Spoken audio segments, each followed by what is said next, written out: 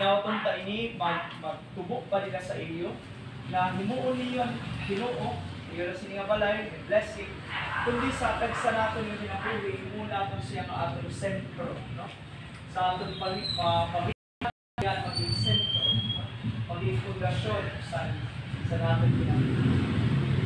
Ikaduha nagpapakita nga aton blessing sa kanang Dios iwag karuyagon na lumumon sa amin.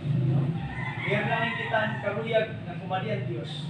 Labaw sa nga tanan, una pa sa nga tanan, ang Diyos karuyag kumali sa amin. Karuyag maging kausa naton sa tagsa naton yung kinabuhi o sa aton panimalay. No? Inauton ta, ipadayon naton ang aton pagpabilin nga may nampuon. No? Ipadayon natin ang aton pagsimba kada Domingo, ang aton demosyon sa mga nagarahen, ang aton pag-aampo ng pamilya. Sa bilang paagi, no, makapakusog, makapagpadayon natin yung presensya